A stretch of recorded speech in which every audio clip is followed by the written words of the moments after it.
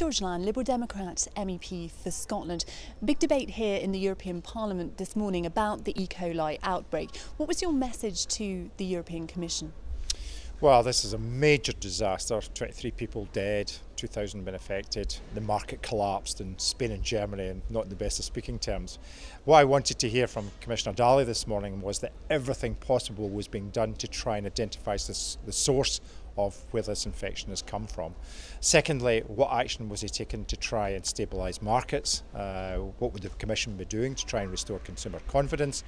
Thirdly, what action was he going to take to help farmers who, thousands of them through no fault of their own, have seen their markets destroyed, especially in the UK and in Scotland, where the prices virtually halved over the last few weeks.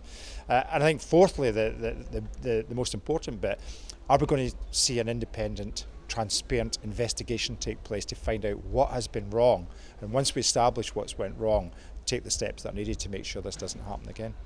You mentioned the impact there on the growers. In Scotland, how big is this industry, and how big has been the impact of this outbreak? Well, it's a significant industry in Scotland up the East Coast, where quite a lot of vegetables are grown. And they are finding the same as every other market in Europe, where there are huge quantities of unwanted produce now circulate, and their markets have collapsed as well. So they're going to face quite substantial losses if the market doesn't recover.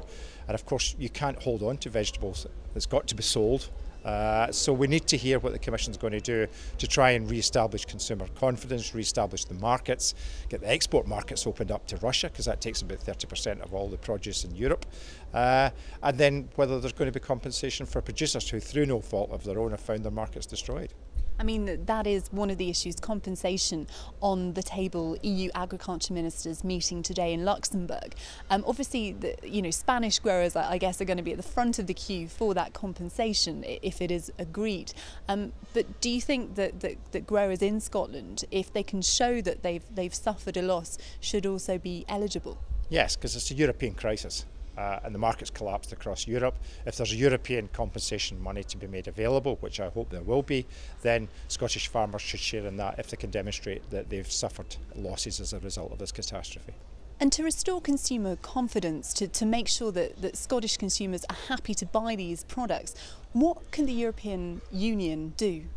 Well, the most important thing is to identify the source where this E.Coli outbreak actually came from, and we've had so many false predictions of where it came from. First it was cucumbers from Spain, and then it was bean sprouts from Germany. We need to identify the source. Then you can reassure consumers that it's safe to eat the produce that comes from other areas out with where the source is.